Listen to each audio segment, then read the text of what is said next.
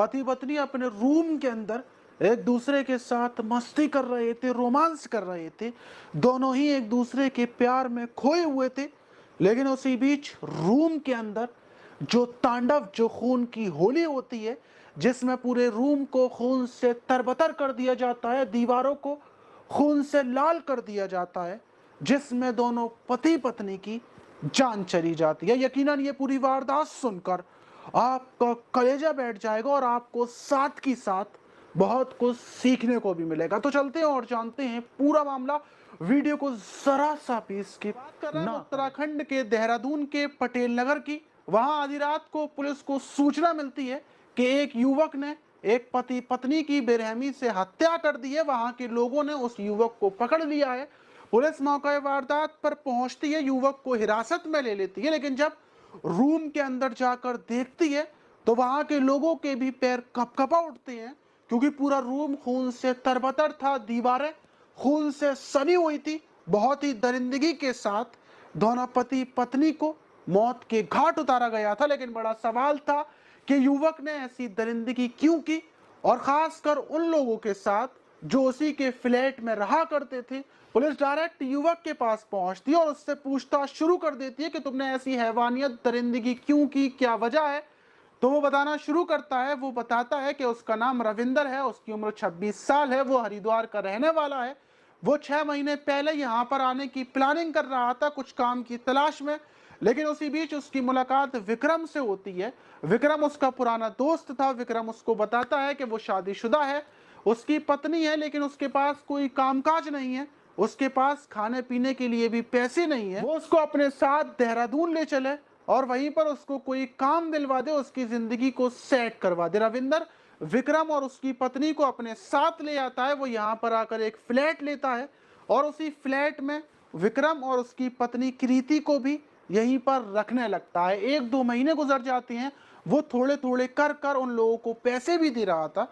लेकिन उसी बीच रविंदर के अवैध संबंध विक्रम की पत्नी के साथ शुरू हो जाते हैं। जब विक्रम काम पर चला जाता तो रविंदर पूरे दिन घर पर रहकर उसकी पत्नी के साथ संबंध बनाता, रोमांस करता, और इसी तरीके से जिंदगी चल रही थी। 5-6 महीने पूरे गुजर जाती हैं। वही मंगलवार की शाम को रविंदर विक्रम के साथ बैठकर उसी के रूम में शराब पी रहा था, और इसी बीच वो उससे बोलता है कि तुम्हें इतना टाइम हो गया है, अब तुम मेरे पैसे वापस कर दो। तुम्हारे ऊपर टोटल 40,000 रुपए मेरे हो चुके हैं, तुम थोड़े थोड़े कर कर वापस कर दो। लेकिन इसी पैसे को मांगने के बीच में दोनों के बीच बहस छिड़ जाती है, और बहस इतनी बढ़ जाती है कि रविंदर की पत्नी यानी कि मेरी प्रेमिका अपने पति की साइड से बोलने लगती है। वो अपने पति की हिमायत लेने लगती है, और मैं इस चीज से आग बबूला हो जाता हूँ, क्योंकि मैं ही दोनों को यहाँ पर लेकर आया, पैसे दिए, अपने फ्लैट में रखा, और अब दोनों एक तरफ हो चुके हैं और मेरे खिलाफ बोल रही हैं। और बात इतनी बढ़ जाती है कि विक्रम और उसकी पत्नी मुझे रूम से धक्के देकर बाहर निकाल देते हैं। मैं गुस्से में आग बबूला होकर अपने रूम में आ जाता हूँ और अपनी बेइज्जती के बारे में सोचने लगता हूँ। मेरे दिमाग में सिर्फ एक ही बात चल रही थी, दोनों ने मेरे साथ गेम खेला है, मेरे साथ गद्दारी, धोखा किया है, और इसका बदला मैं हर हाल में लेकर रहूंगा। वहीं रात 12 बजे के टाइम में उनके रूम के पास पहुंचता हूँ। रूम में झांक कर देखता हूँ तो दोनों मस्ती कर रहे थे, दोनों बहुत ज्यादा खुश थे। मेरा दिमाग खराब हो जाता है। मैं अपने रूम से तवे को उठा कर लाता हूँ, गेट को बजाता हूँ। जैसे ही गेट खुलता है मैं डायरेक्टली विक्रम के सर पर ताबड़तोड़ वार शुरू कर देता हूँ। विक्रम चीखता है, चिल्लाता है, उसकी पत्नी गिड़गिड़ाने लगती है, और दोनों की चीखों की आवाज सुनकर नीचे फ्लैट के लोग उठ जाते हैं। लेकिन मुझे किसी की परवाह नहीं होती, मेरे दिमाग पर सिर्फ खून सवार था, और मैं उस तवे से ताबड़तोड़ ऐसे वार करता हूँ।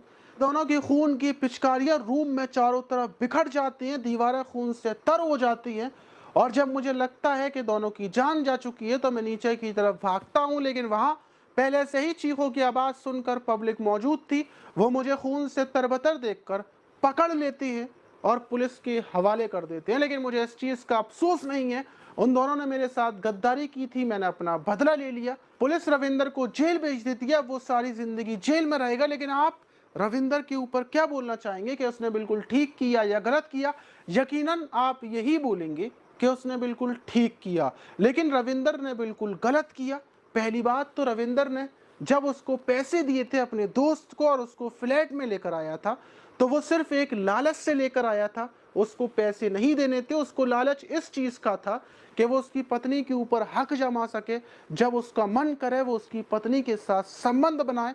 पहली बात तो आप किसी को पैसे उधार ना दें, और अगर आप उसके ऊपर तरस खाकर उसको पैसे उधार देते हैं, तो बदले में आप उससे ये उम्मीद ना रखें कि वो आपको इज्जत देगा, और जो आपने पैसे उसको उधार दिए हैं वो ज़िंदगी भर आपका एहसान मानेगा। आप उसको पैसे दें सिर्फ इंसानियत की खातिर, और अगर वो आपके पैसे नहीं दे रहा है तो आप उन पैसों को भूल जाएं। लेकिन ऐसी लड़ाइयाँ ना बनाएं जिसमें सामने वाले की ज़िंदगी भी खराब हो जाए और आपकी ज़िंदगी भी। तो मिलते हैं किसी और वीडियो में।